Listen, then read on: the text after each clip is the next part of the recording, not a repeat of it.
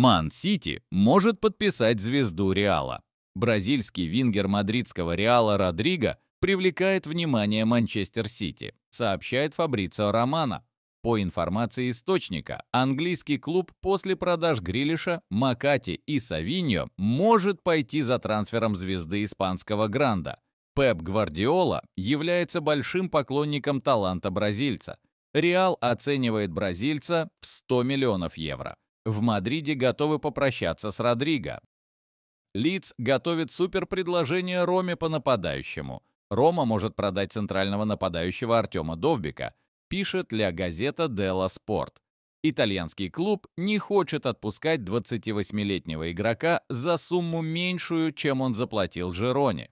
Несмотря на это, если у римлян появится возможность продать Довбика, они ею воспользуются. Сообщается, что Лидс может приобрести украинского форварда за 37,11 миллиона евро из-за того, что не смог договориться с Родриго Мунизом из Фулхэма. Дорогие зрители, поставьте, пожалуйста, лайк этому видео и подпишитесь на канал. Спасибо за то, что с нами. Барселона едет играть матч Ла Лиги в США. Королевская федерация футбола Испании сообщила, что направит запрос в УЕФА с целью получения разрешения на проведение матча 17-го тура Ла Лиги сезона 2025-26 между Вильярреалом и Барселоной в США. Если разрешение будет предоставлено, матч Вильярреал-Барселона пройдет 20 декабря 2025 года на стадион в Майами в рамках популяризации испанского футбола в Америке. Вингер Манчестер Сити Савиньо согласился на переход в Тоттенхэм, сообщает Globo Esport. 21-летний бразилец рассматривает трансфер в лондонский клуб как возможность получить больше игрового времени и лидерскую роль в новой команде, что может повлиять на возможность его включения в заявку сборной Бразилии на чемпионат мира 2026 года. Отмечается, что в настоящее время ситуация зависит исключительно от договоренности между клубами.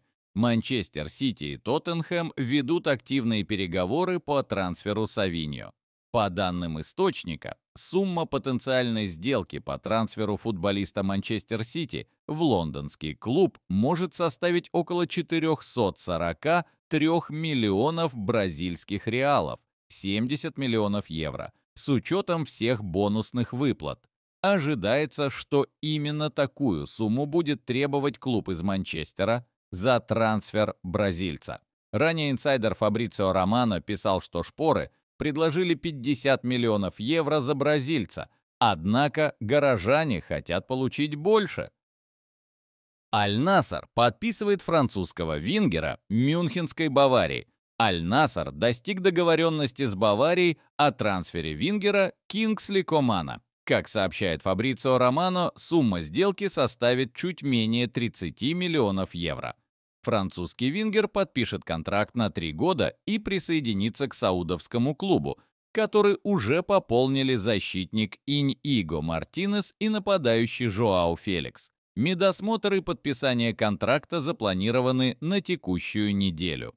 Напомним, Коман присоединился к мюнхенцам в августе 2015-го на правах двухлетней аренды из Ювентуса за 7 миллионов евро, а затем полноценно за 21 миллион. До этого он выступал за ПСЖ.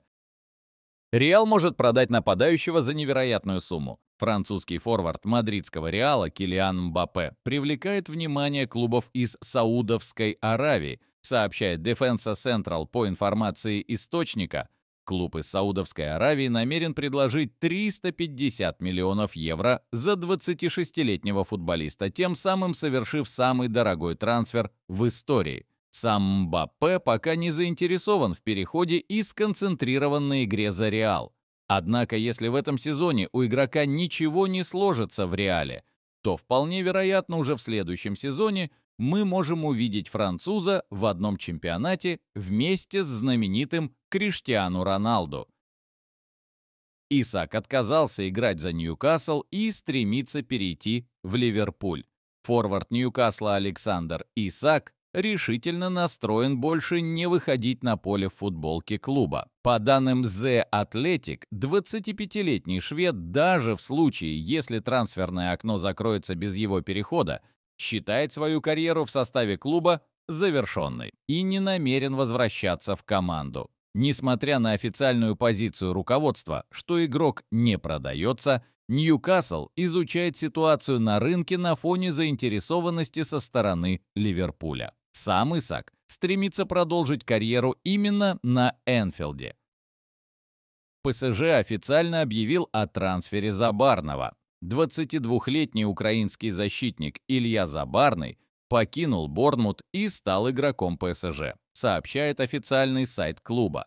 Инсайдер Николас Кира ранее сообщал, что контракт будет рассчитан до 2030 года.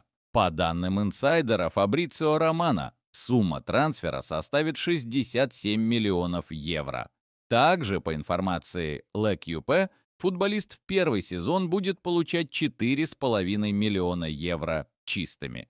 Отметим, что трансфер Забарного – это второй по величине трансфер в истории украинского футбола. Самым дорогим был переход Михаила Мудрика из «Шахтера» в Челси за 70 миллионов евро в январе 2023 года.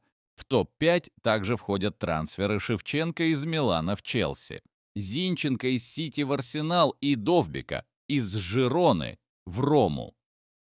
Ньюкасл нашел нового форварда. Форвард Челси Николя Джексон сообщил руководству лондонского клуба о желании уйти, сообщает The Telegraph.